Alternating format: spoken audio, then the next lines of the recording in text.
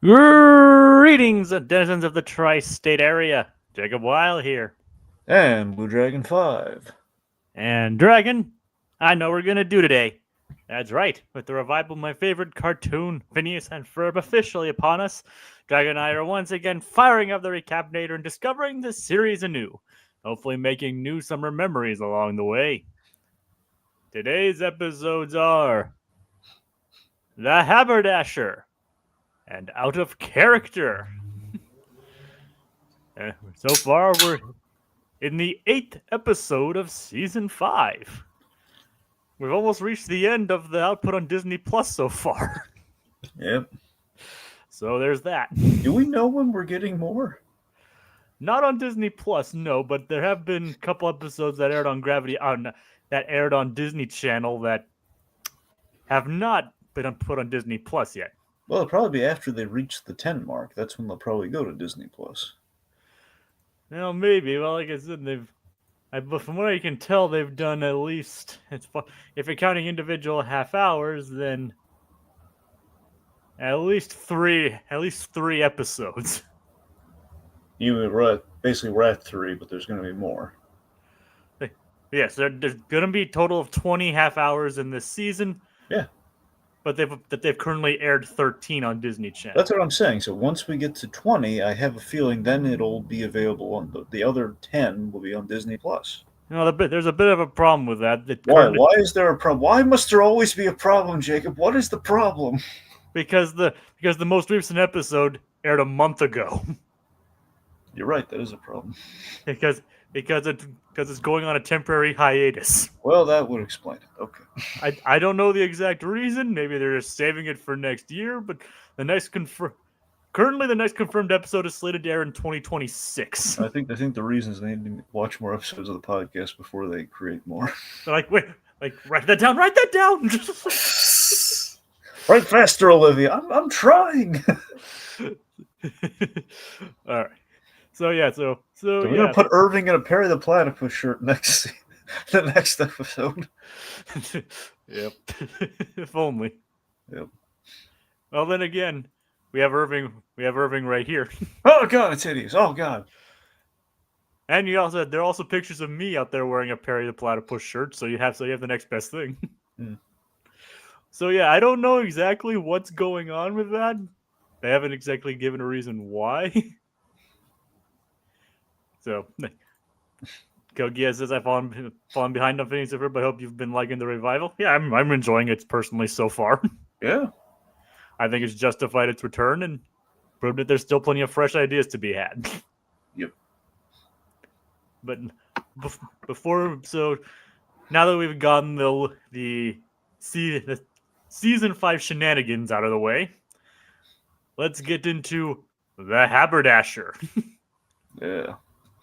The Dragon, you specifically requested an image from this one. Yes. So, is it because you like the episode, or is it just because you like the guy who voices him? I love the man I love the character and I love the man who voices him. All right, so that's right. Alan Cumming voices the Haberdasher. Yes, Jacob, I didn't even need to look it up or anything. They modeled him after Alan Cummings. Oh my God, that's him. That sounds like it's everything. It's I knew in my bones it was Alan Cumming. If not, it was like the most specific impression they could have done of Alan Cumming. I'm not as familiar with Alan Cumming, but I do know that he was in Spy Kids and and was Nightcrawler in X2, and is apparently going to be in Avengers Doomsday as well. So. Yep, that's right. All those are factually accurate. Yes. So yeah. So I've seen those two at least. Yeah. Apparently, he was also in GoldenEye, but I wouldn't recognize. I don't recognize. And he was on season 2 of Prodigal Son. Oh, nice. Yeah. I haven't seen GoldenEye in forever though, so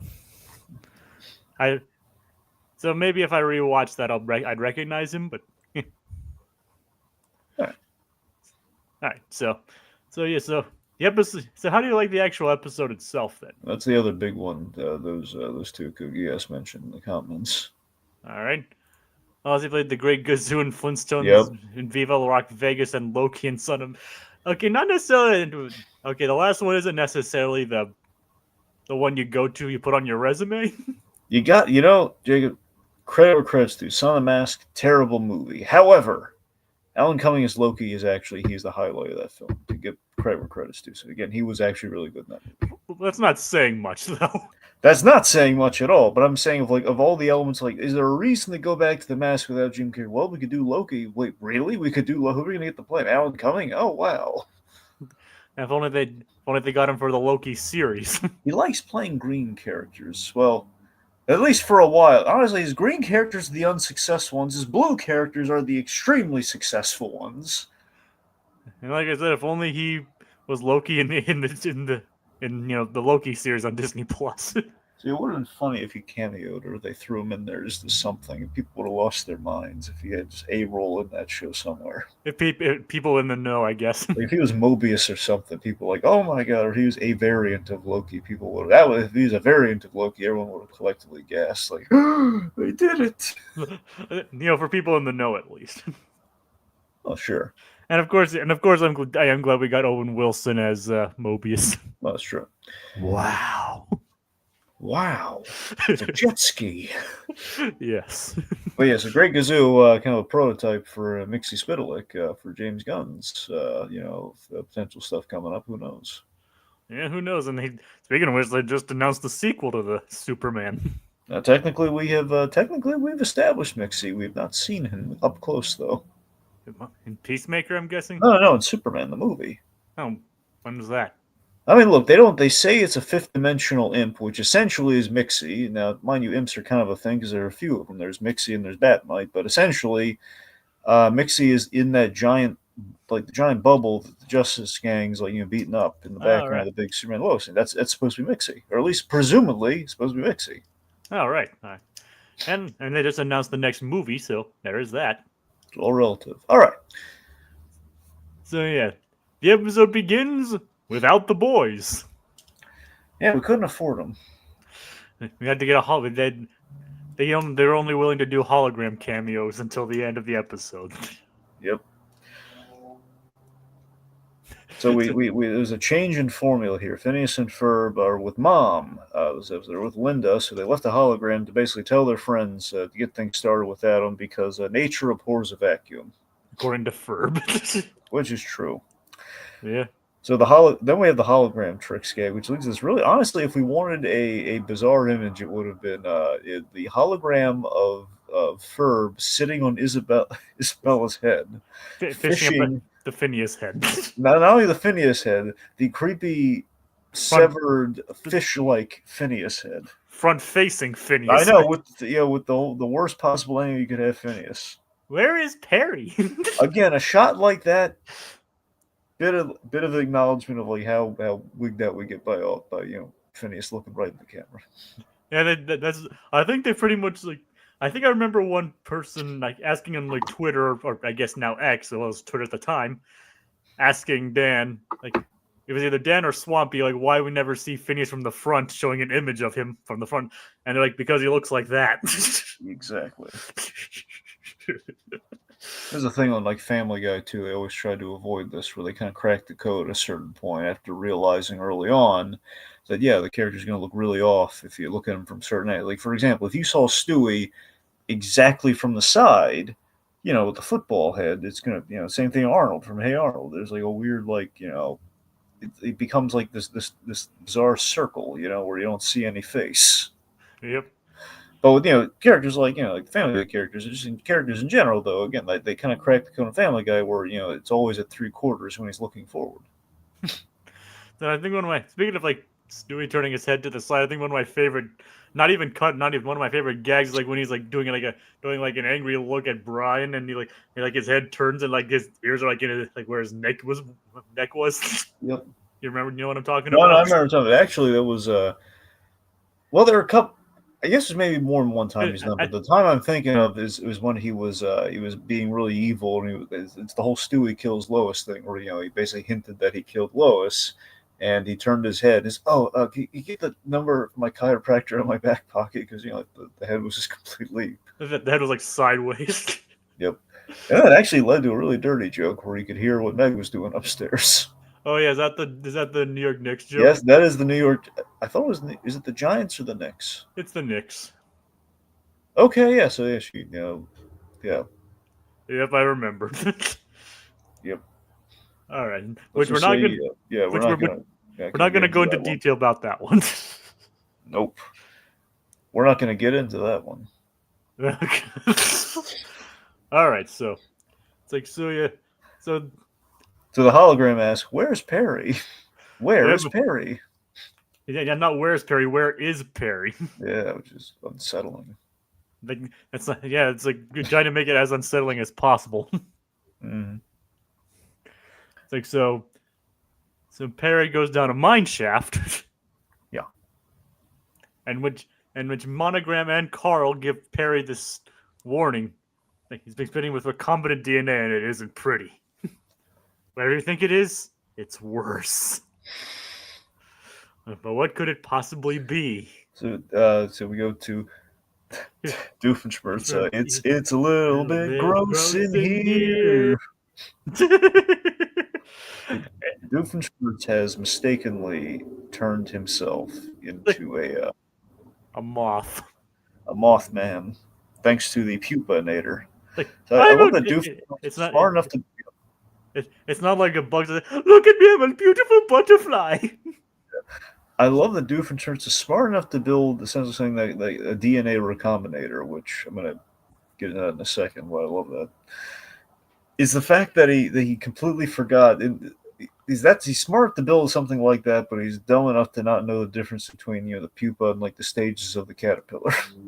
Yep. Basically, he's looking like flies and moths and stuff versus like the beautiful butterfly of a caterpillar. He didn't watch Pokemon, Jacobs. Had he watched Pokemon, he would have known the Caterpie turns into Metapod, and the Metapod turns into Butterfree. Yes, exactly. Now but you know your Poke ABCs. But in reality, it's Caterpillar, Chrysalis, and then Butterfly. Exactly. So I take it you've been still watching through Pokemon lately, then?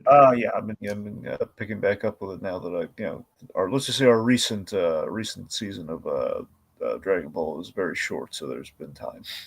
Yeah, I just watched an episode of We Bare Bears actually. Hey.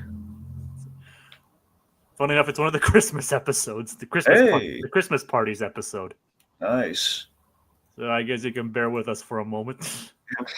I think this is the first time we brought this back in season 5. Well, yeah. I haven't been able to watch We Bare Bears in a while. Yeah. Blame Frieza for that. Yep. Pop goes the weasel. So yeah, that was a pretty nice episode. Oh yeah, it was great. Maybe we can do that for the next seasonal shenanigans. Oh, we will. All right. Because that was really nice. All right, so let's see. Anyway, so the DNA recombinator, you know what it reminded me of? Not off the top of my head, no. Spider-Man the Animated Series. Season 2 was the Neogenic Nightmare, and that was all about Dr. Kurt Connors. The device that turned him into the lizard was a DNA recombinator. Huh. It was literally that was the big term that they used, recombinant DNA, and that's how I learned that term from Spider-Man, basically. Huh. Interesting. And season 2 was all about messing with DNA and stuff, where you had the man spider. Yeah, you had the man spider in season 2. So season 2, basically, Spider-Man was dealing with the dormant mutation that was happening, which then basically in his attempts to cure himself, he ended up speeding up into he turned into the man spider, full on. Yeah, the Punisher had to be called in to bring him down, or at least to kind of help. And there was basically the Punisher and Kraven the Hunter. It was this whole crazy. Season 2 was nuts, and they also had Morbius in there. It was a whole thing. And that entire arc was specifically designed to try to scare children. Yeah, the solution to it was, I always forgot how crazy the solution was to all this stuff. Where at the end of the day, it was like the Vulture basically the Vulture had this technology that could basically the Vulture had this thing, he could suck the youth out of people. That was his whole gimmick in Spider-Man the Animated Series. So he showed up and he did that, and he ended up in absorbing he absorbed Spider-Man at the wrong moment. And what happened was he basically absorbed the man spider curse. So basically he was then trapped. He kept shifting between old man, young man, and Man Spider. Yeah, that's that entire series was something else. Oh yeah. Like wait, it's you realize like wait, this is way darker than I remember being. And yet they couldn't say blood, aside from the opening song. Radioactive spider blood. That's all they can say. Radioactive spider blood, but God forbid they actually say blood. They have to say, I must suck plasma. And I don't care what John Semper Jr. says. He gave us Spider-Man the Answers, which I'm eternally grateful for, but come on. There was censorship there, okay? Like I don't really know. Like I think he said I don't think he ever denied the censorship. I just think I don't think it was ever as bad as people make it out to be. Right. Well, I, I don't know. Like he basically said that we weren't. It basically didn't get in the way of the show. Where it's like, well, yeah. I mean, come on, man. You couldn't say we want plasma hand suckers. I mean, come on. I think I think he's just basically saying people blow it out of proportion. I mean, I don't know, a little bit, but still, it's comparatively. There was censorship there, man. There was a Oh, lot of things that we softened. I mean, the difference is John Semper Jr. basically said that they played ball, therefore it wasn't like a hindrance to them because they knew from the get go, okay, look, we're just going to soften things, so we don't have to worry about the censors. So that's not really the same difference as the show wasn't censored. It's like, okay, look, you knew the censorship was coming, so you softened it. That's the difference there. They didn't have to go up against the censors because they knew what the game was at that time. well, Having the animated series found really interesting compromises and ways around the censors. That's the difference.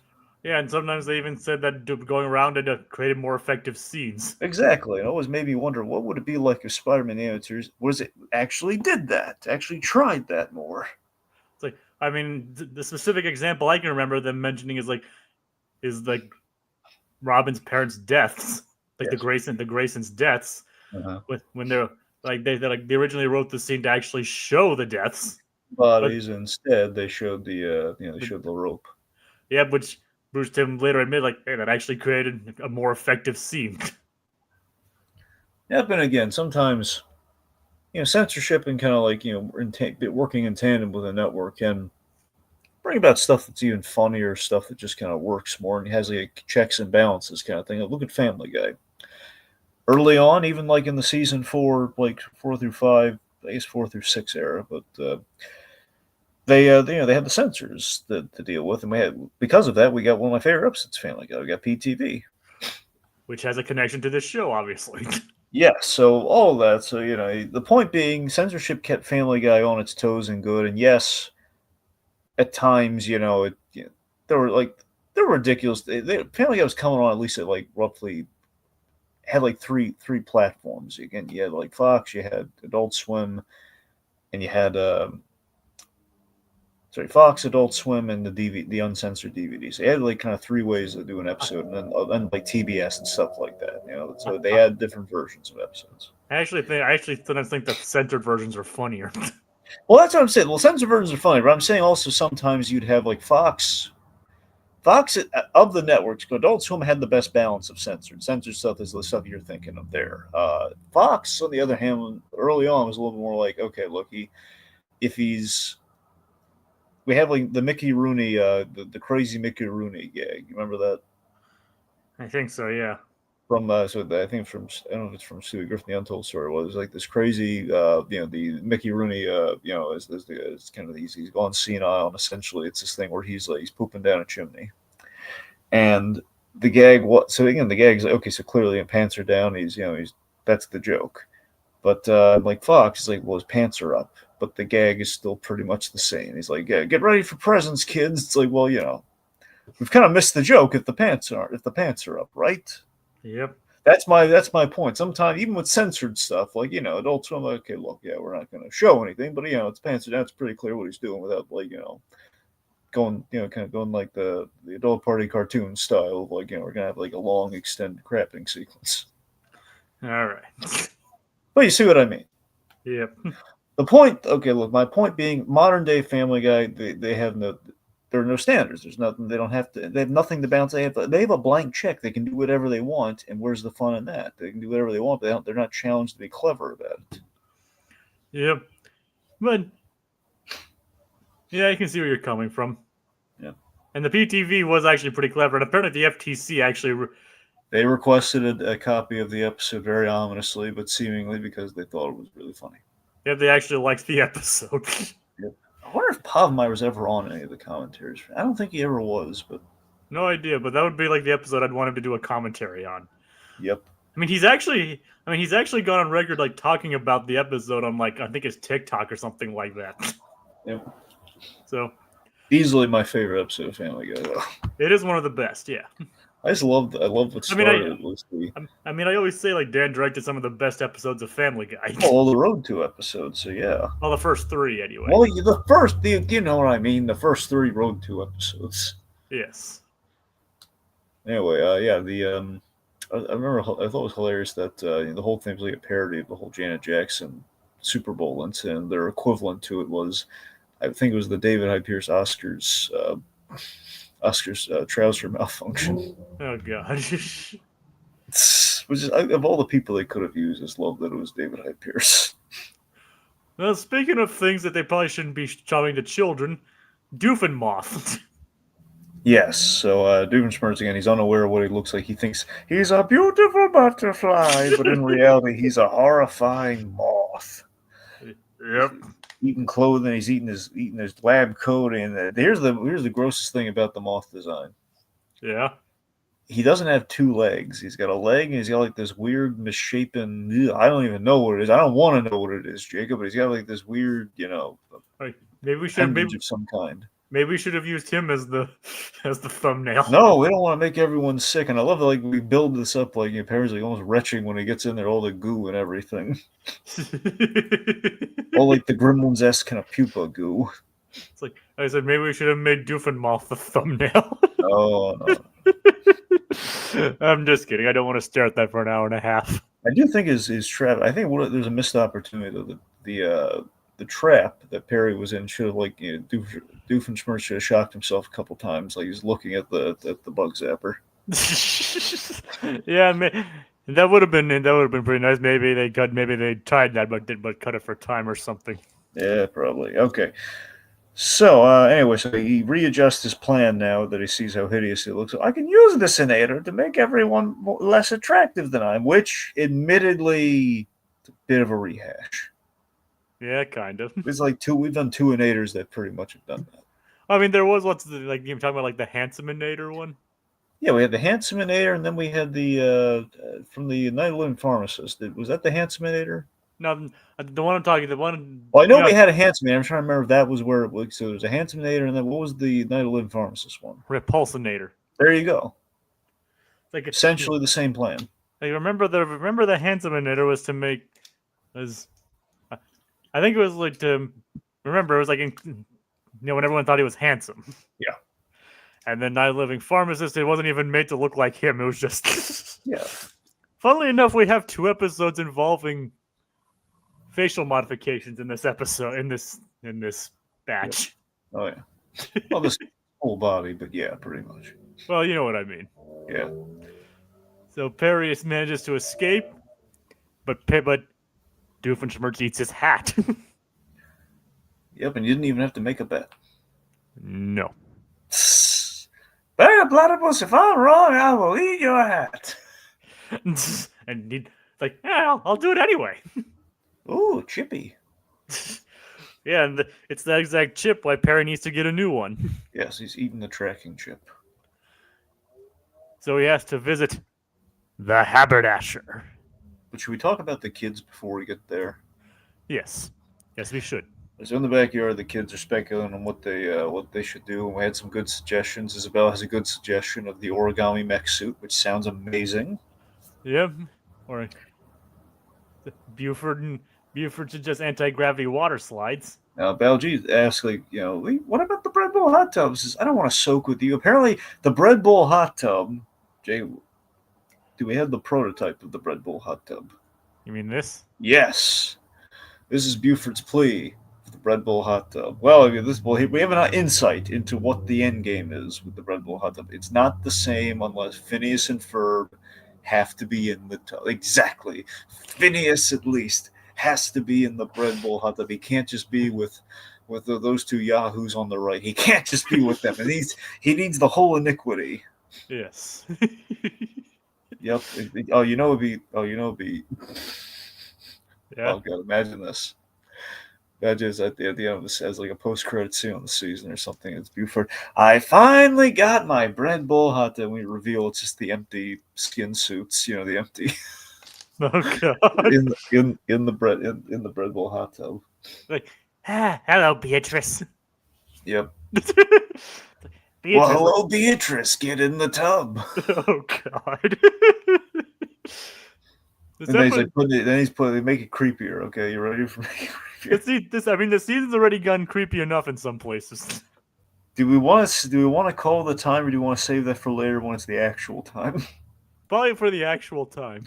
Okay, just imagine like Buford is just like basically hand puppeting the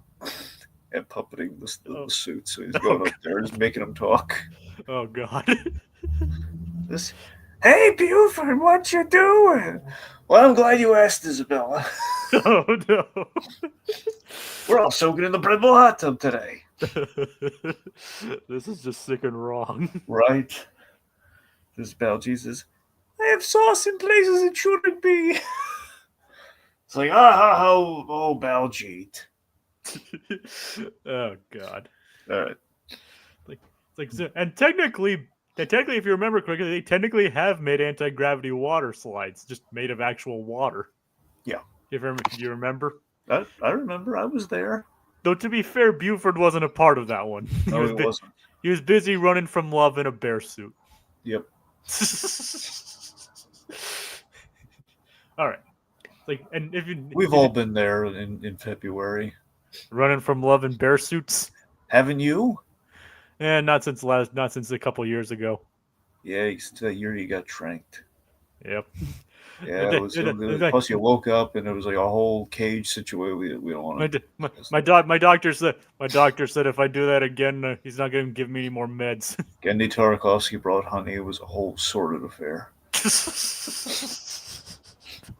Oh God. It was a whole thing. The doctor said that if I do that, I'm not allowed to drink anymore. That's true. Yep.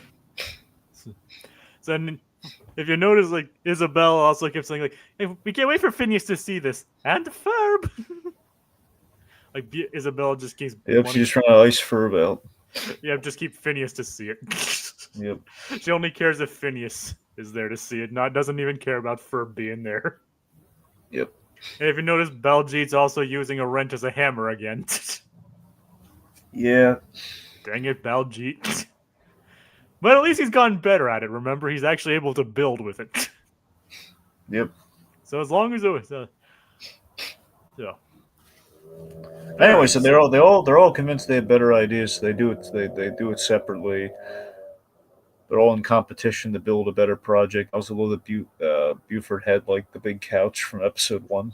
Yeah, this is where I do all my best quipping. He gives them all like, here's so I can remember your names: Assistant 1, Assistant, the Thing 1, Thing 2 shirt. Yeah, except they say assistant on it. Yeah, and it's actually 2 and not like several. Cat in the Hat movie. We're gonna dread.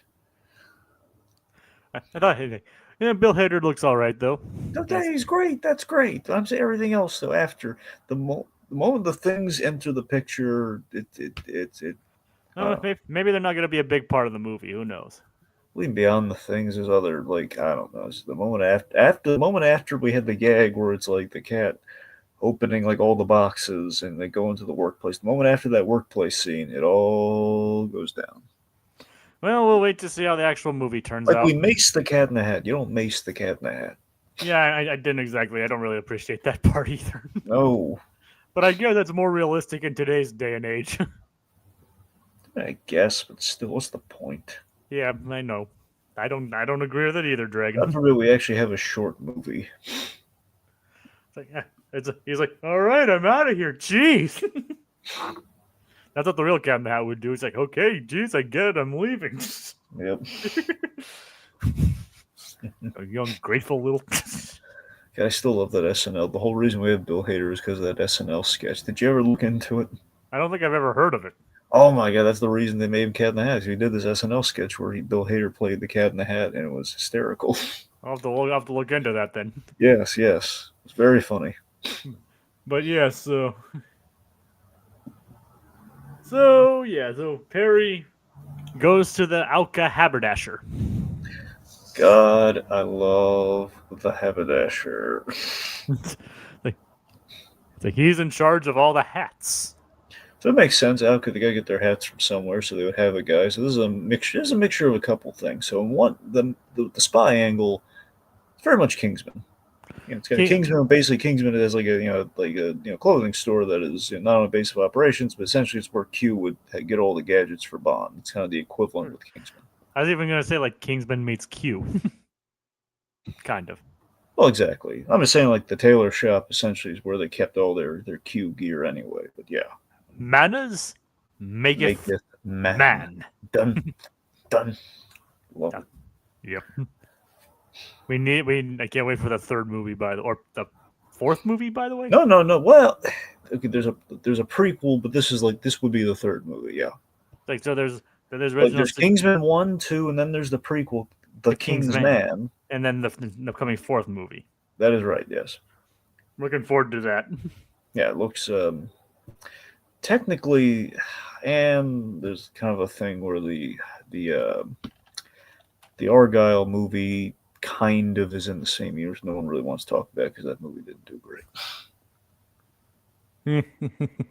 Yeah, it's just. I mean, look, I wanted that movie to be successful, but unfortunately, it did not pan out. Yeah. Oh well. Okay. The point being that yeah, I'd be very psyched for a third Kingsman. I love Colin Firth, and I love honestly, I love both Kingsman movies. The first one's the best ones. 2 is good though. 2 again, they're going for like a Roger Moore Bond, so it was very fitting and it worked. I wonder if the third one perhaps would be a little more Daniel Craig Bond. Well, we'll see how that goes. But yeah, the Haberdasher is a pretty neat character. He's also a hybrid of Willy. He kind of reminds me of Willy Wonka a bit too. Well, I was going to say, the Mad Hatter. Well, that too, obviously. That's kind of the big one's the Mad Hatter. It really just feels like he's one for one. He's Alan Cummings and the Mad Hatter in kind of a Kingsman setup. That's essentially the best way I could describe the Haberdasher. So let me tell you why I love Alan Cumming. Yeah. I always really connected. I always really fawned over his performance in the first Spy Kids movie. I thought he was great. I loved he was the villain, but he had an arc. We realized he wasn't really all that bad, and the fact that he was a villain who really he cared more about his show. It's kind of like this is going to be a very bizarre comparison. Very much, it's kind of like Gus Fring. From to a light degree, it's a little like Gus Fring from the Albuquerque verse. But the idea, as we saw, is that Gus Fring, he got roped into the cartel business, the being a drug kingpin, much like Walter White did, and that's kind of the parallel there. And the idea, though, is that unlike Walter White, Gus Fring is very satisfied in mediocrity. His goal, the place where he excels and he just loves to do is what he loves to do is run Pollos Hermanos, just be a very competent franchise owner. It's all he wants to do. He just wants to run his restaurant. And he doesn't need a lot to do that. That's all he really wants in life, and that's just his cover, though. And that's kind of like, my reason for bringing it up is like with Floop, though, is Floop, he cares about his TV show, which essentially is his cover, but that's who his passion is. Yeah. Too bad he's also... too bad he does all those things in the movie, though. Yeah, but to be fair, Minion did the worst things, though. Yeah, fair. That's the thing. So Floop was redeemed, though. The worst thing Floop did is he kind of mutated a few agents. Yeah, I guess so. You're right. I tell you though, seriously though, with Alan Cummings, like the scene of that movie, the reason he really comes alive for me, aside from just being looking cool and having the Willy Wonka aesthetic with the purple kind of flowing kind of robe cape thing, which is brought back for this character, kind of. Kind of, yeah. I love the scene where Floop was basically sent to the mine prison, where essentially the imagination runs wild in a little prison, and Junie. he goes in there and he basically Junie's idolized has idolized Floop, and basically we very much visually demonstrate this by Floop is like giant and towering in the scene, and it's the fact that like the kid is talking to his hero and he's talking to his fan, and this is this moment where they really talk through his problems, and just the fact that Drew's like this wise Solomon, like who like tells him what his show's missing and everything. I just love it. So that's how like Junie being able to reach the bad guy. Yeah. It was a really well acted, really. It's such an understated. No one ever talks about that scene from Spy Kids, but Alan Cumming was really good in that scene. It was just it's a very strong scene. It is. Yeah. Anyway, the point being, I've always had a great fun with Alan Cummings because of that. Then as the years go on, it's like, oh my god, he's Nightcrawler. That's even better.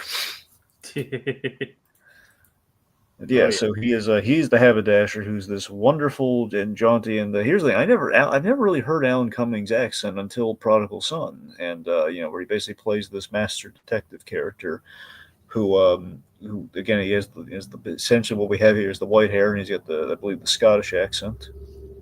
Yeah. And but again, he's utterly delightful and kind of flamboyant, and he's the guy who makes all the OWCA hats, and we have a jaunty musical number about having a hat for that. It's like it's Alan Cumming playing the Mad Hatter. What's not to love? Yeah, I can. Who knows? Maybe they'll get him for Jervis Tetch. God, that'd be awesome. So we have like the hat. Alice. Sorry. Yeah. We have I love the hat. Sorry, with the haberdashery, I love like the giant hat bot that it kind of the whole building turns into like this hat shaped vehicle at the end. But even before then, he's like in the steampunk looking hat defense robot crab thing that's about to attack Perry and all the defense measures. And he's got all these hats with gadgets in. The haberdasher is like the epitome of cool to me. Yeah. It's amazing that they made a hat maker cool. Yep. He's even got I bet you he has a soda drink hat. And not just anyone gets a soda drink hat, Jacob. Only someone who's number one gets a soda drink hat. He must have known Smitty Warben Jaegerman Jensen. Because he was number one. Yep. Yep. Then again, he probably, I know what hat this Alan Cummings character definitely has, though. What? Foxy Grandpa. I thought for sure I'd get him on the Foxy Grandpa one. Yeah. I don't know if Alan Cummings has grandchildren, but if he did, he would for sure be Foxy Grandpa. What about the one? I thought the one you pull on the hat strings and it claps. Yeah, probably. He's probably in there somewhere. But yeah, he has a teleportation hat, like all kinds of hats. And he even had like this cool plaid one designed for Perry. Mm-hmm. But unfortunately, Doof ate it. Yeah, so Doofenshmirtz has infiltrated the haberdashery, and the idea too is what makes this character really charming is that he loves the action of OWCA and everything, but he's not a field agent, so he kind of lives vicariously through Perry the Platypus. He's trying to upgrade him a hat. It is kind of neat to see him being a fan of Perry. You know what I mean? Like he's aware of Perry. It's like, oh, Perry the Platypus, is it my birthday? Like. Yep. He's like legitimately excited to have Perry of all people in his, or all plaid people. You know what I mean? Yeah. In his shop. I love that his color scheme kind of matches Perry too, if you look at him. Yep. Except for the purple. Well, that's got to have a little bit of floop in there. Well, yep. Exactly. Yeah. So yeah, Willy Wonka, floop, whatever you want, but Well, Doofenshmirtz does go around eating all of them, like all of the hats, like Perry, uses like a football helmet that shoots footballs, which is great. And then we have like the firefighter hat, which basically has like a built-in like pressurized hose. Yeah, it's like gives a different meaning to the word bug spray. Mm-hmm. And also the safari hat, which apparently has a giant extendable giraffe neck coming out of it, which he doesn't even remember making. Nope. But it's really funny. That must have been his Toys R Us hat. Calls that one Jeffrey. Jeffrey the giraffe. Yep. Simpler times. Oh yeah. Simpler times. There's this funny, there's this internet video I saw once. Where basically someone did one of this thing where he had like Jeffrey the giraffe falling on hard times after this guy like it's basically an inflatable giraffe kind of mascot costume or something. And basically, it was like Jeffrey the giraffe falling on hard times, and he was like working, he basically trying to get Toys R Us back. Oh no. That's weird. That's funny. Yeah, I mean he was successful. This was like when Toys R Us was slowly kind of back on the upswing, so they kind of have the built-in happy ending. So it's kind of funny. And now they're kind of Wow. Well. Well. Ups and downs, kids. Ups and downs. and now they're stuck inside Coles, I think. That's a sense. I think that's what the happy ending kind of was, where they're stuck somewhere, but at least they're back. Yeah. It's either that or Macy's. I don't know. Yeah. I think it's one of those. I think it's either Macy's or Kohl's or maybe J.C. Penney's. Anyway. But yeah, so Perry gets the idea to use his use the teleportation hat to go back and grab the inator. Yep, and he fires it, and when it ricochets, it turns like the life fixture into an ugly bug monster. Yep, which doesn't get fixed, by the way. No. And then something else that doesn't get fixed. Speaking of which, Isabella, Buford, and Baljeet realize that what they built, the things that they built, are not up to par for. It's lame. Yep. So they decided they came up with a radical idea to combine their efforts.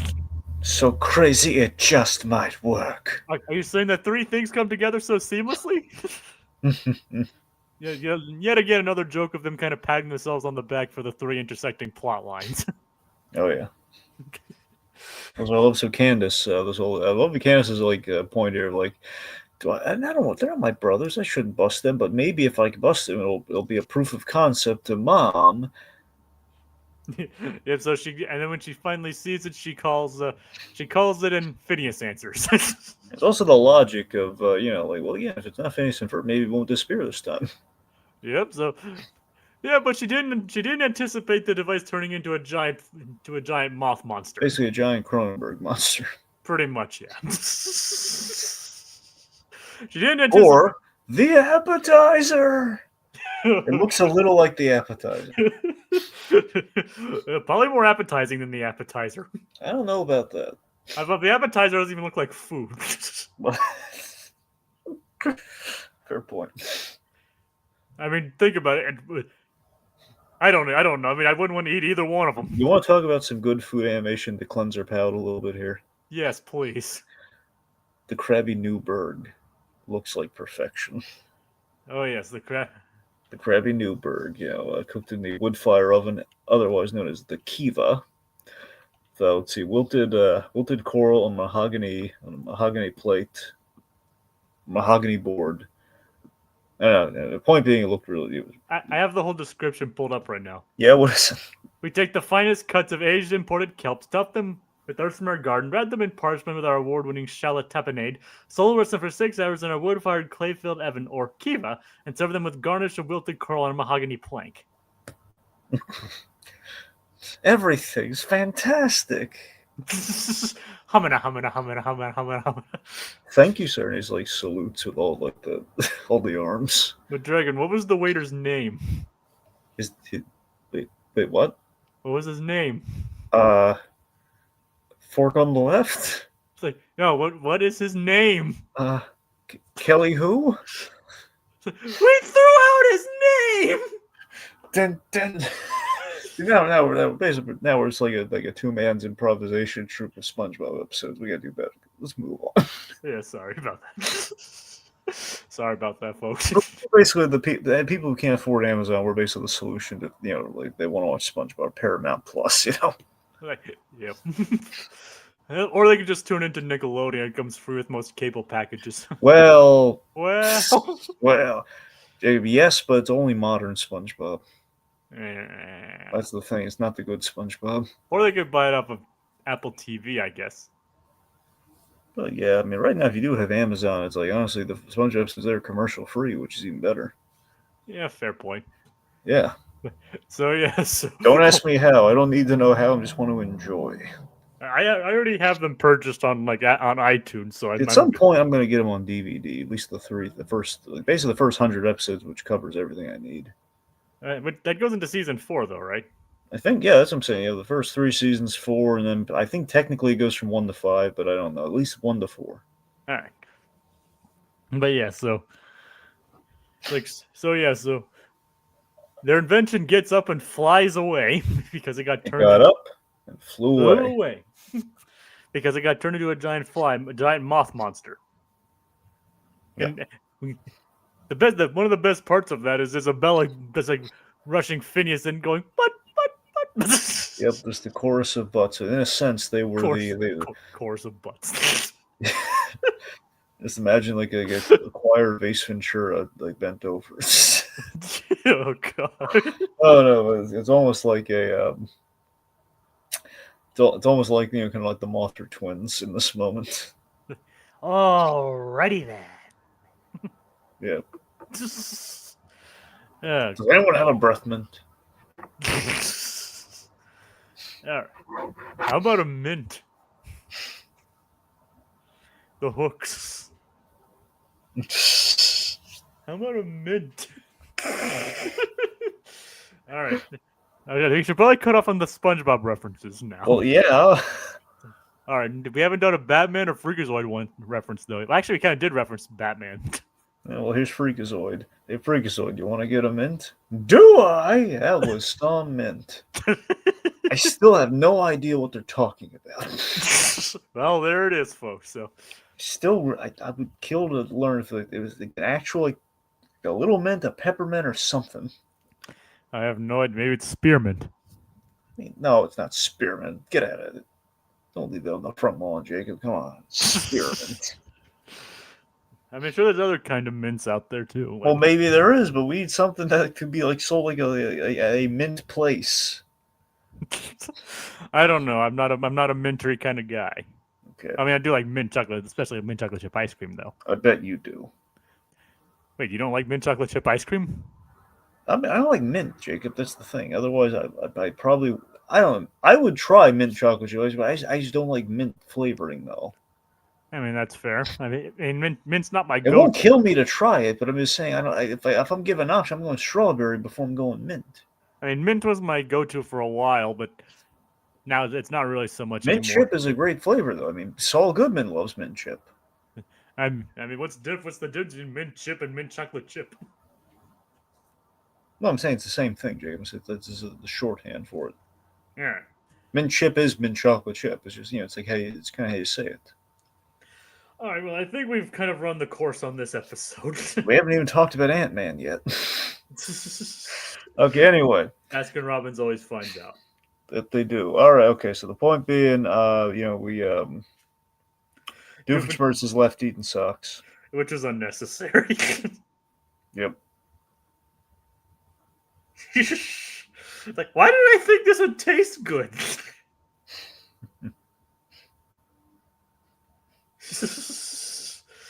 Then that was a completely gross seeing him eat a sock. Yep, and also the Haberdasher, he went off happy. The whole place turned into like a portable, awesome hat car. I'm pretty sure you got a kick out of that one. Yes, I did. I was like, oh, Dragon's gonna love that. Yep. All right, so also Doofenshmirtz did get turned back to normal, but with a taste for soul puffs. Yeah. I don't like feet. Yeah, I think you mentioned that too. You got a real aversion to the feet, don't you? Well, I just... Yeah. Well, they're not used socks, Jacob. I know, but still. Are you saying you wouldn't try some of Cosmo's lemonade? Not if I knew it had socks in it. What about what about Oscar Proud's? I don't remember what the name of it was, but there was the one Proud snack that was actually a success, and then on the talk show, Sugar Mama, what's the secret to the snack bar or whatever? Just put my foot in it, and give it a kick, and that's actually she put her nasty bunion-ridden foot in it. Oh God. Yeah. Yep. Oh, good. Yeah, Jacob's the anti-Tarantino. He fears feet. I like legs, but not feet. Well, we all like legs, Jacob. Yes, chicken legs. Yeah, Okay. I know. Yes, Dragon. I'm just trying to steer. I'm just trying to keep it on food. I was thinking more of the other part I of that Frank Miller line, but okay. I know exactly what you're talking about. Anyway, so Or that brings us. or I know what you're referring to. Yep.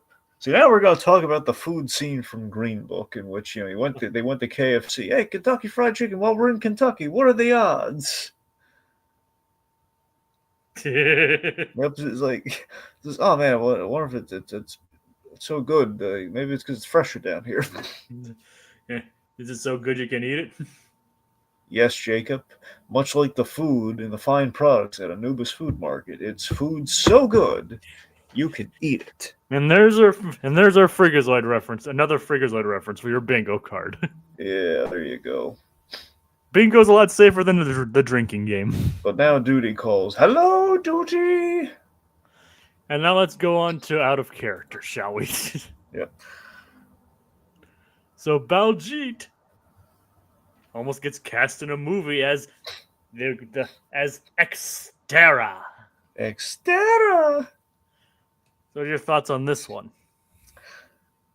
That's pretty solid. Yep. Pretty good. Not as good as Haberdasher, though. No, it didn't have Alan Cumming in it. Fair enough. But it did have Lake Bell. That's true. It did have Lake Bell. Yep. So there is that. I'll give it that. I'm not saying that's like a make or break or anything like that, but No, I enjoy Lake Bell, but yeah. Anyway, so Baljeet, I love. Okay, so my favorite joke is I love Buford with the Baljeet Chronicles. Him doing the schedules for everybody. It's like, hey, do you think? It's like, hey, do you think I have? What do you think? I keep a detailed schedule of everything he does? All right, fine. You know what the schedule reminded me of? Like Buford reading through the Chronicles. No, what is it?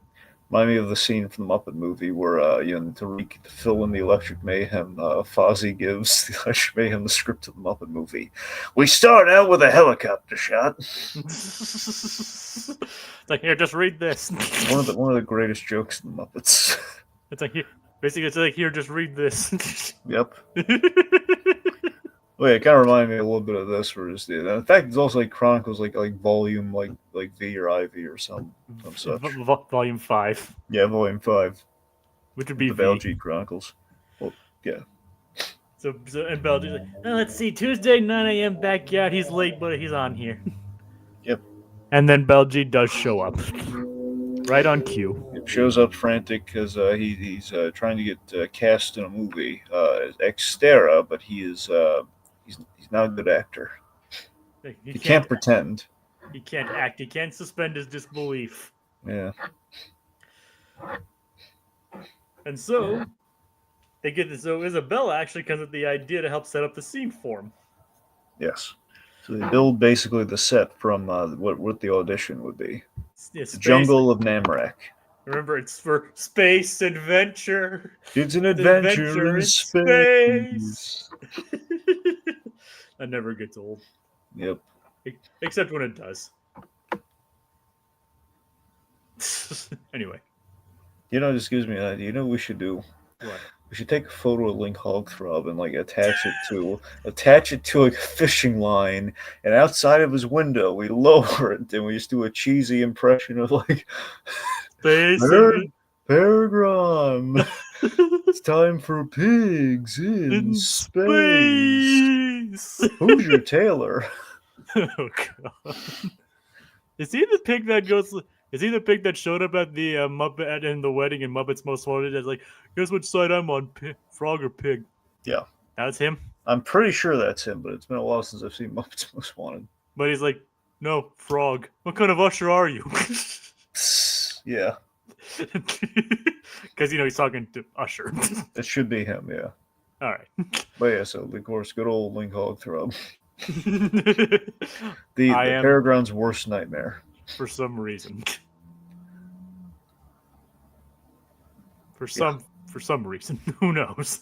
I think he has a complicated relationship with swine. Miss Piggy's fine though. I think that's why he has a complicated relationship with swine. Oh God. Anyway, so He's just terrified about the idea that a pig could sound like Shatner. It could be a bad Shatner impression. Oh God. I think maybe he went to a luau William Shatner once. Maybe that's what happened. Like something really bad might have happened there. Like there would have been a chainsaw and like. Come on, Peregrine. Why don't you carve the pig? I'll let you have the apple. This is coming at him. It's like, oh God, no. And William Shatner's going to be at my convention again this year. Yep. And so is actually, I just realized, so is Simon Pegg. Well, make sure you get him to say, like, who's your tailor? And record it for Peregrine. I'm not going up to William Shatner. Are you afraid to? Are you afraid he's going to pull out a snout or something? I'm afraid he's going to cost me like $500. That's true. I got an expensive one coming up. Who's that? I'm not going to tell you on here. All right. Well, let's just say, Dragon, that's coming. There's like Weird Al Yankovic, Simon Pegg, Giancarlo Esposito, Wayne Knight, among others.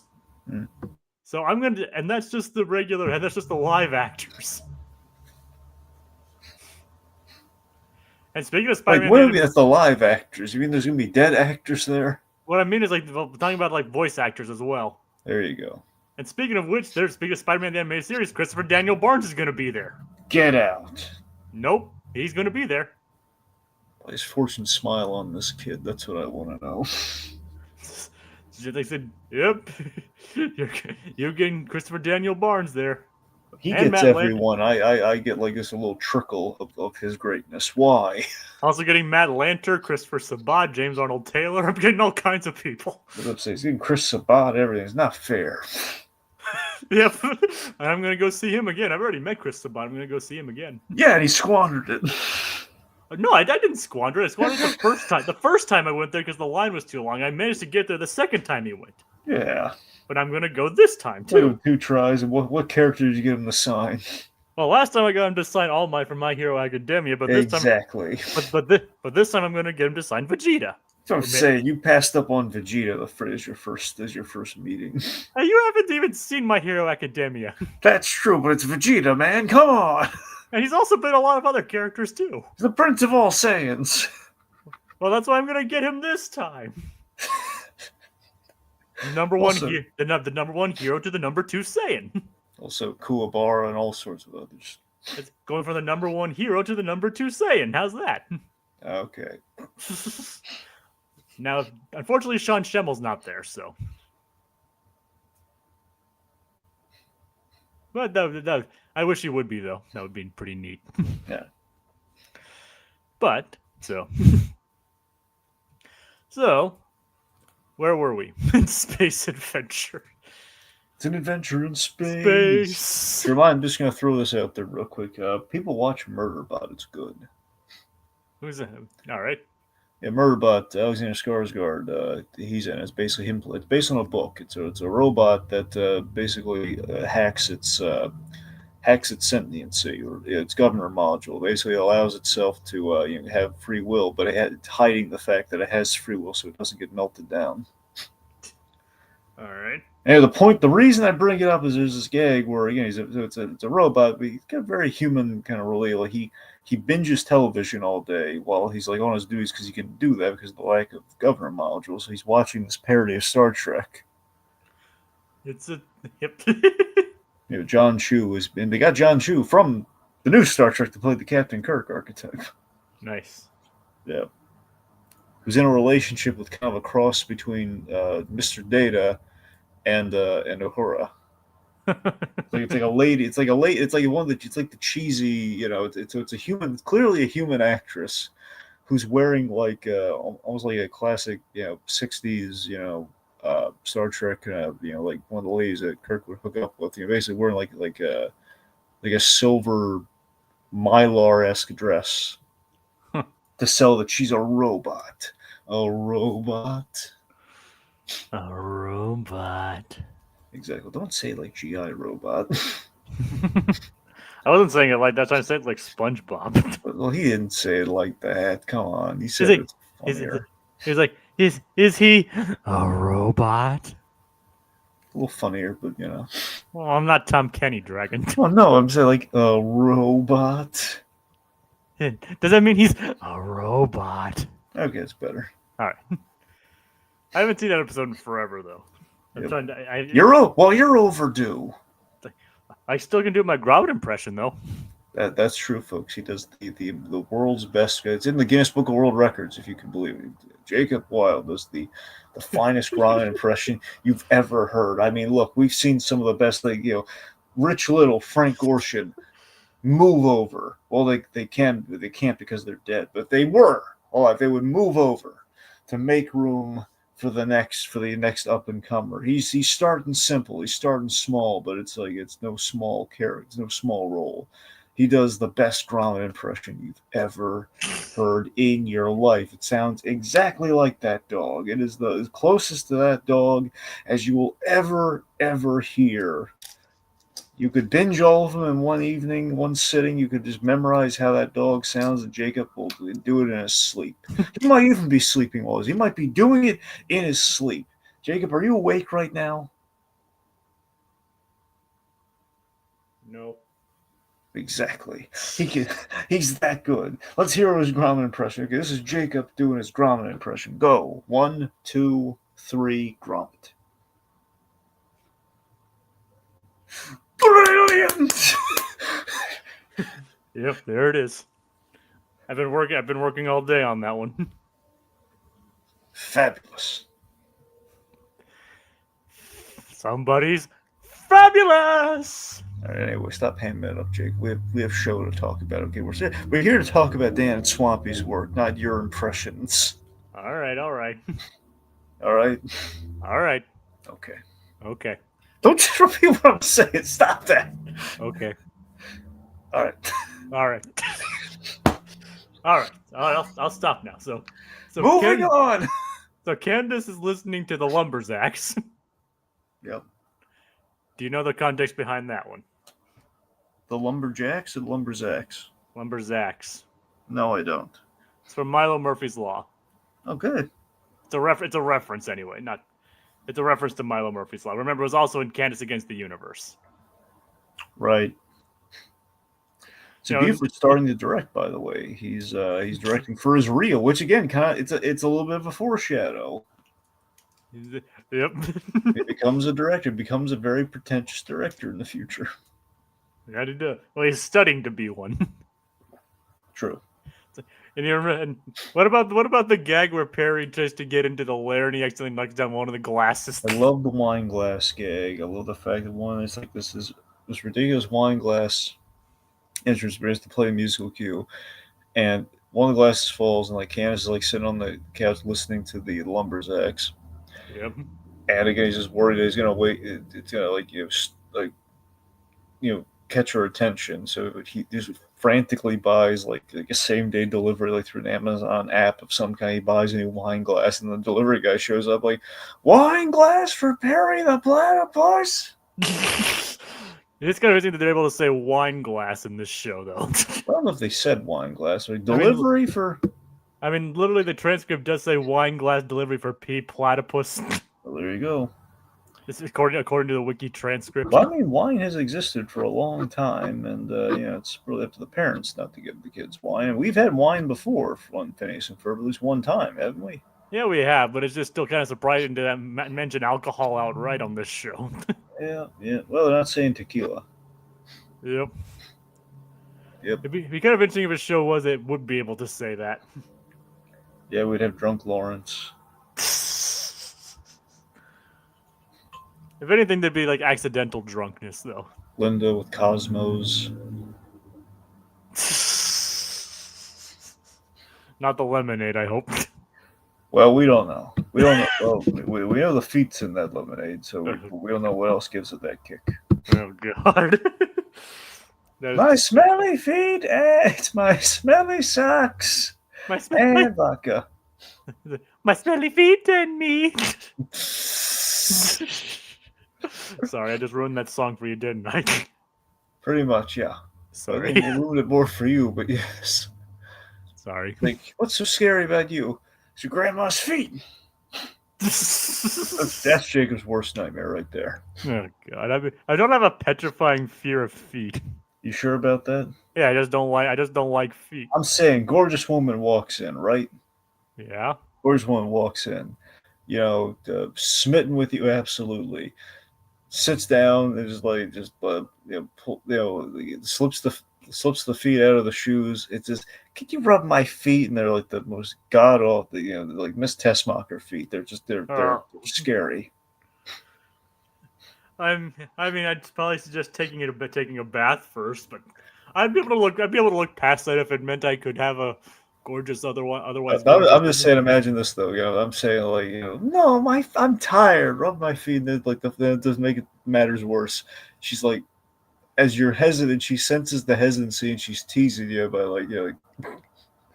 let's say she's ambidextrous with her feet. It's like she's like right in your face. Oh God. Oh God. She's like, come on, Wiley, come on. This podcast is going in places I never expected it to.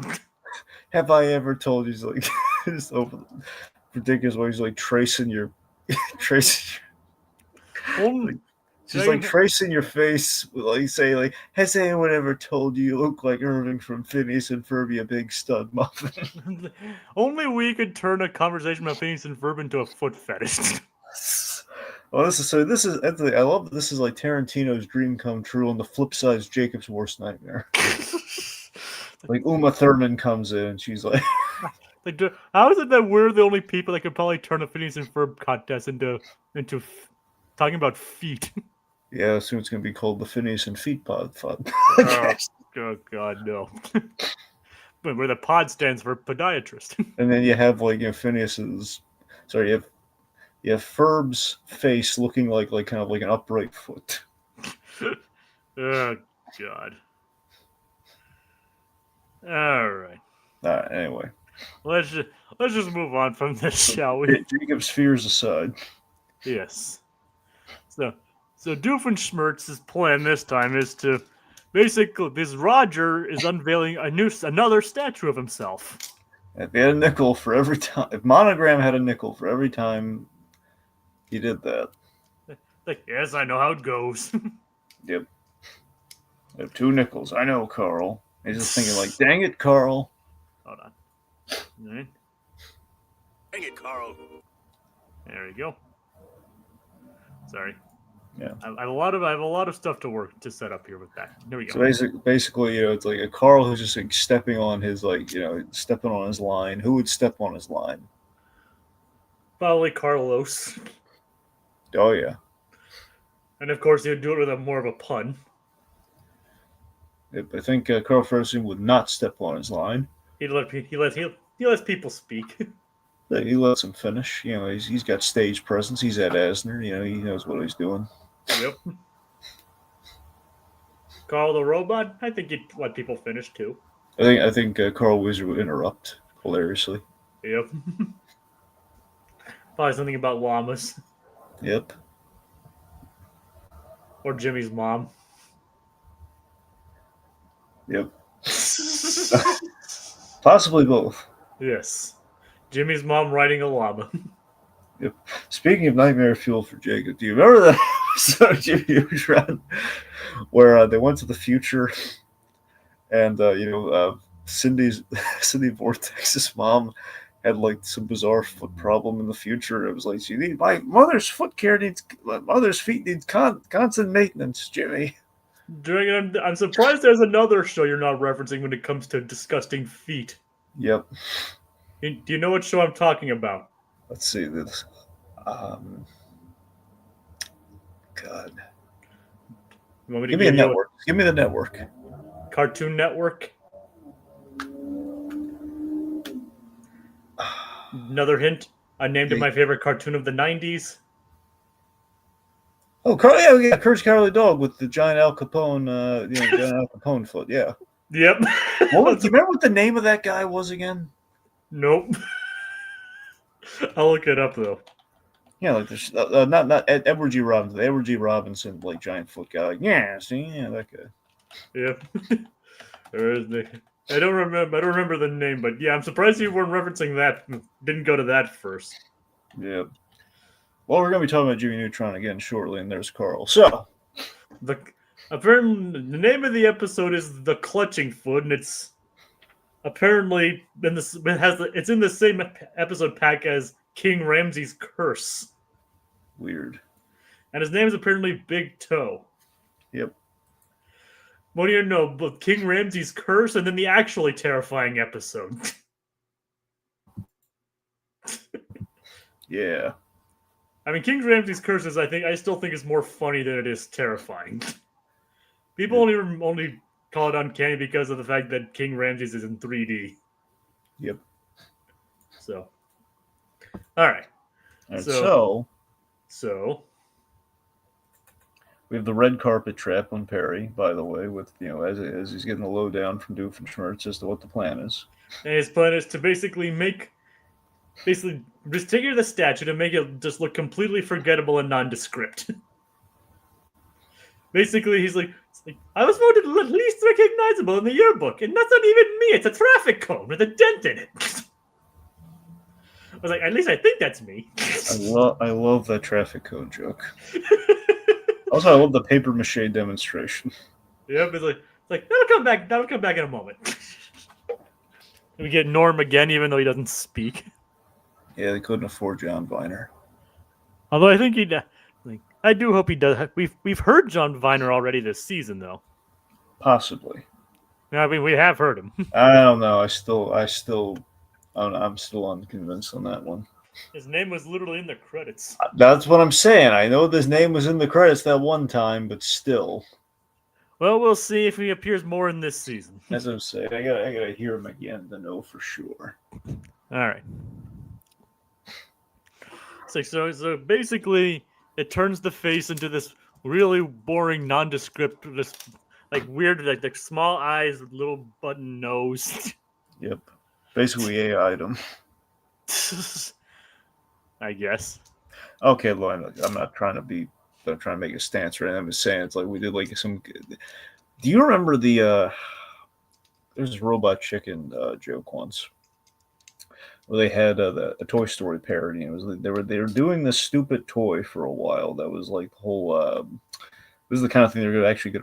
This is the kind of thing they're actually probably going to address in Toy Story 5, by the way, which is really heady about it. But essentially, it was like there was this like stupid thinking toy that they put at the parents groups or somebody put out after a while, where it's like supposed to encourage a child's imagination, where it was like a block of wood with like a stupid face on it, and it had like it was like more of a vague concept than a toy.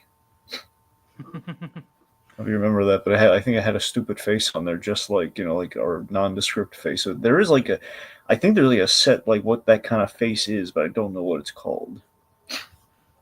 No idea. Anyway. Well, you mean like a lily pad? Maybe. Well, no, not the lily pad thing that they're doing in the new movie. I'm just saying that there was, Robot Chicken design that's kind of tantamount to that kind of thing.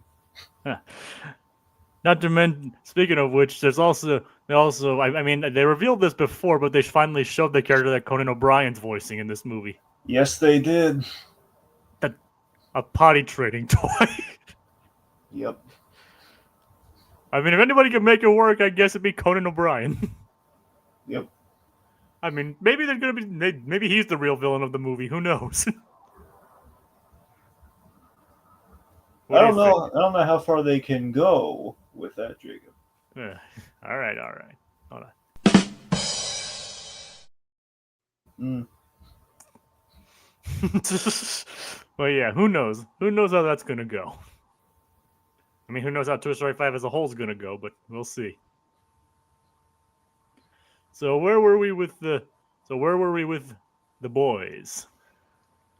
Let's see. So the boys again. So they built this really very impressive set for the jungle of Namorak, the ice jungle of Namorak. Yep, of course, just here in Namorak, it's making me think Namek, and we just finished talking about that. Oh God. Anyway, so point being, it's pretty good, but Baljeet is still having trouble getting in character because he's basically nitpicking the place apart in a musical number. Yep. That's a beautifully rendered backdrop. Anyway, so Buford has an assistant. This is important. So Buford has Shane. Shane, the assistant. Yeah, but that doesn't explain how you got an assistant. Mm. So yeah. And of course, later to get Baljeet in order to get into character more, they bring in the slug. Well, the Necro Slug. The Necro Slug, yes. Yeah. So it's this climax with the Necro Slug going haywire and everything is the giant mechanical animatronic slug. Pretty sure. It reminded me a lot of an episode of Jimmy Neutron. Which one's that? So I think it's called Lights, Camera, Danger. I could be wrong, but it's the episode where there's Professor Calamitous has disguised himself as essentially a parody of Quentin Tarantino. As a base, so Jimmy is like Jimmy and the kids are retro. They all sent in scripts to get picked in this contest, and Jimmy's got picked. And Jimmy's was basically the most uncreative. It was basically, I mean, look, I swear, I'm not trying to take a stance on this or anything. I'm not trying to throw anything, but it's just the fact. It was kind of like what was now an AI generator. Essentially, put it through the computer and have the computer compile like pretty much all the best like tropes in movies and basically turn into a script. So that's what he put into. It's like the most cliche, just unimaginative kind of like script ever. It's terrible. But it won the contest as basically a part of a plan for Professor Calamitous to get his revenge. Anyway, so it basically like, we're going to film with you and your friends acting in the movie, and basically every scene had like a script change or something that basically would lead to death or an accident happening on set. And the climax was they had this giant snake, this giant mechanical snake serpent looking thing. So it's going to remind me a little bit like that. It's a good thing Calamitous can't ever finish anything. That's true. That also reminds me of the Jet Fusion movie episode. Yeah, and also you're gonna love this. So Hugh had a runner in that episode. Wasn't pie. It was donuts. Yes. Donut Man. Like they're convinced. He becomes convinced that he's a character in the movie. Yep, he thinks the whole movie's about him. Yeah. Would you see the Donut Man movie? Yes, I would. Yep. You know what he says? You know what he says at the start of the movie? He has a big catchphrase. What's that? It's time to make the donuts. All right. Tim Miller made it. It's time to make the effing donuts. It's donut time. It's like, say it! It's donut time! Yes. It's donut time. Imagine fighting crime with donuts, Jacob. Can you imagine?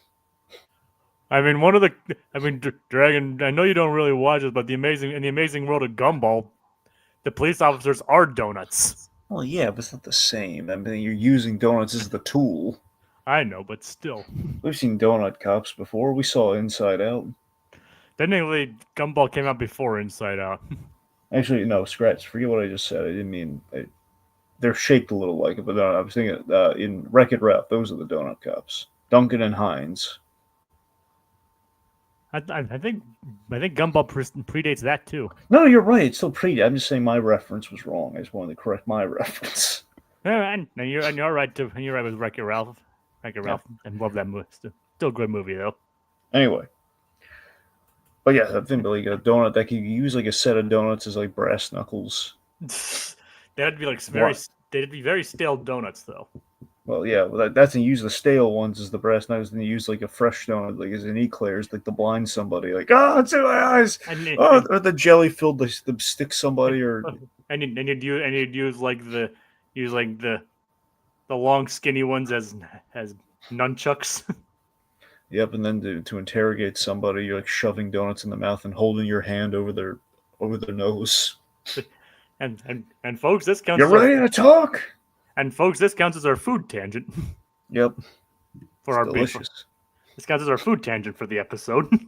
Yeah. Then we have Then we have the flirtatious, kind of Catwoman-esque scene where she's licking the donut, Oh God. making a lot of bad donut puns. There's a lot of ones you can make that are Yeah. pretty suggestive, but I'm not gonna say them here. I was tempted to, but no, we're not gonna. So, yeah, there's Let's a lot just of say she liked the eclair. and the frosting. She liked the cream-filled ones. Okay, so we're gonna move on. Yeah. Yep. Let's move on from this. Yep. It's like that also counts as our food tangent and also our vague adult reference for your drinking game and/or bingo card. She also liked the glazed donuts. We're gonna move on. So It's like it's gonna eat us all. No, I think you're overreacting. See, it just ate Shane.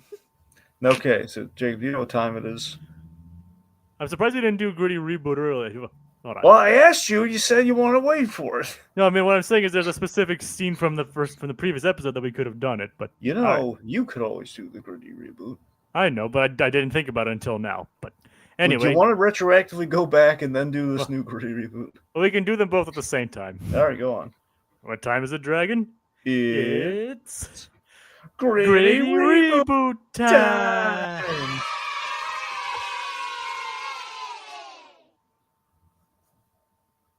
You want to get nuts? You want to get donuts? No, there's one less donut pun. Anyway, so Donuts sound good, actually. yeah, donuts. I'm gonna have donuts tomorrow. You said you always get donuts on Saturdays, right? That's true. Yes, tomorrow's Saturday, so I'm getting donuts. I might be getting donut holes. See, donut holes are great, but they're expensive, so you gotta pick. Like the place I'm going to tomorrow is pretty close to a Tim Hortons. Ooh.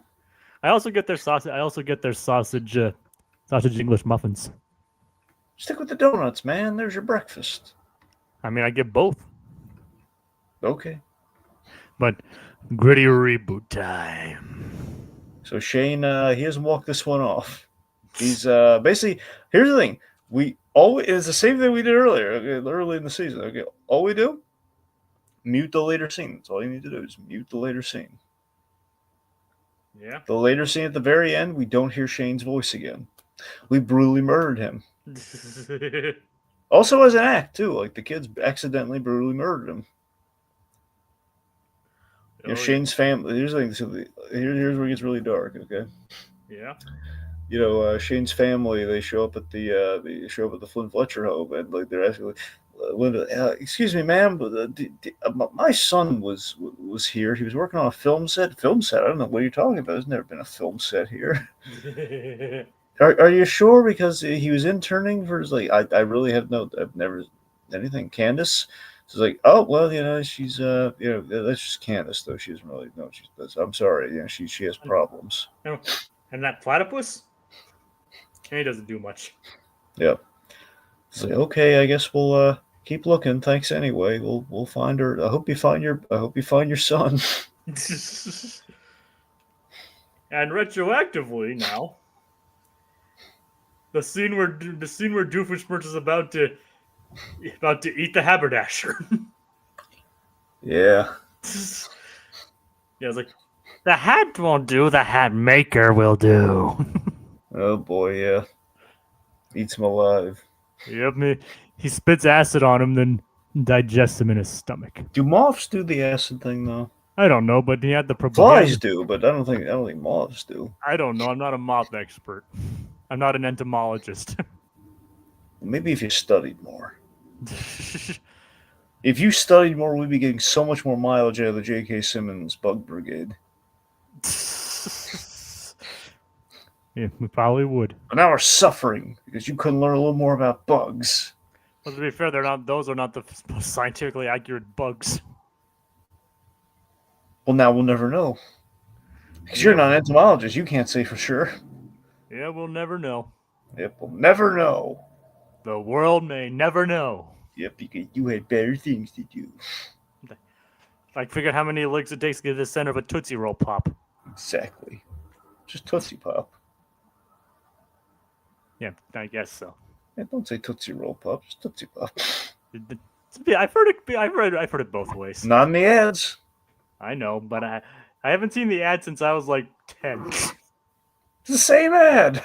I said I haven't seen it since then. I haven't seen the ad in like 20 years. It's the same. Come on, man. It's in the lexicon. That doesn't mean I remember it 100%. What do you mean you're 100%? I don't. I said. I'm just. That's it. I don't remember. I didn't remember the. There's like two variations. It's the same ad. I didn't remember it. Gee, mister, how many licks does it take to get to the center of a Tootsie Pop? Let's find out. 1, 2, 3. The world may never know. All right, I get it, Dragon. I messed really hard. It's not okay. It's not that much of a mess up. Anyway, so Shane's dead. Shane is dead. Yes. Yep. Also, I love the Spinal Tap reference. What was that? The dial went up to 11. Oh, it's like we've never had to go up to 11. We never tested at that aggression. But again, that's another gritty thing there. They were preparing for that aggression, though. Yes, just in As case. I'm saying, they knew this would happen. If they were really morally responsible, they would have. We're not going to make it go up to 11 because that'd be highly irresponsible and dangerous. Why on earth would they have it go up to 11, Jacob? Unless they had bloodthirstiness on their minds. Phineas and some random guy. Yeah. Because Ferb gets zapped by the inator. Yep. And I swear this is a reference to the fact that he now has a new voice actor. Like, who's this guy? Him? Dude, whoever you are, that's a great impression. Where did Ferb go? I'm convinced that's a reference to the fact that he's no longer voiced by Ferb. Yeah. What do you think? I mean, has Ferb had a speaking line before this? What do you mean? I mean, Ferb's had like a line per episode still since the first episode of the season, right? Yeah. Then, I mean, maybe, but I don't think it's fully intentional then. I know, but it's just fun to just kind of a fun meta it's a fun thing. thought. It's a fun meta thing, I guess. Yeah. So. Phineas, the fact that again Phineas being super oblivious, having no idea that it's still Ferb. Yep, and he's even at the end after Ferb gets back to know that's like that other dude talks too much, and Ferb just like looks at the screen like. Meanwhile, let's see. So Roger gets his statue zapped by the Inator. Yeah, but and instead of them seeing it as a vanity, we're like it could be any of us. They praise him for his humbleness and his high concept thinking. Yep, and they're like, "Did I just give Roger a win?" Mm. And then Perry destroys it. It's like, you could have at least hit the self-destruct button, Now I have to clean this up. God, I love that. Yep. He couldn't let Doofenshmirtz win for once, could he? Never. It's not even that evil of a thing. If he changed it back, it wouldn't even be that bad. Yep. But nope, he has to win, right? Doofenshmirtz can't win. No, he can't. But when his friends are in danger, when Buford trips, Baljeet steps in to save the day. And he gets noticed by the director, Catherine Marshall, voiced by Lake Bell. Yeah. So, of course, Lake Bell, Poison Ivy from the Harley Quinn animated show. Yep. Also, the sound alike for Black Widow. All right. Neat. It has the sound of no one caring. I mean, I've never heard her in anything outside of that. Like, she is in The Secret Life of Pets. There you go. And also, apparently, she's also Vanessa, in Spider-Man Into the Spider-Verse. Really? Apparently. Very nice. Yep. So there's another Vanessa. Yep. See, it all comes together. Another guest would say, it's all coming together. Oh yeah. as someone else would say. Unfortunately, he's not coming to my convention. No. If only he was. But anyway, so Dragon, why don't you take us out? Why don't you continue then? All right, so Doofenshmirtz is foiled. Baljeet he gets into it. He saves the day, and the director sees this, and basically she reveals to him like, Xtera, oh no, it's a typo. It's just an extra. But after seeing you here, I can't possibly squander your talent. And I already have all the leads cast, so there's nothing I can do. As Baljeet's, he's bummed out, but he signs up for it. And tells Buford to take note of him signing up for an acting class. He's free next Wednesday. Yep, and the director is like complimenting the set, wondering if the boys could sell it. Like, no, but you can just have it. Yep, just crane it off, and including Shane, who's actually alive. Yep. It's like, hello? Anyone out there?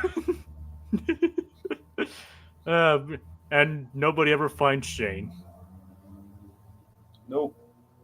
Do you think they'll just find Shane in the remains of find Shane's remains in the belly of the mechanical slug?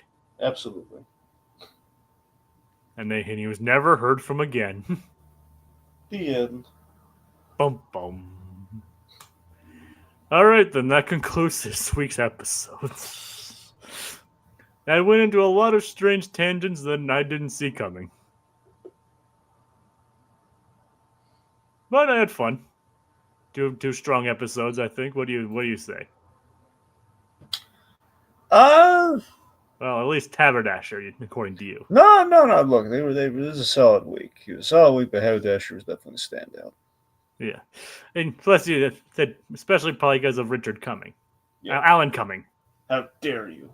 I know. Because of Alan Cumming. He gave us thumb-shaped henchmen. Yeah, I know. I remember. I've seen Spy Kids and Spy Kids 2. I snap my thumbs snap you. Great line.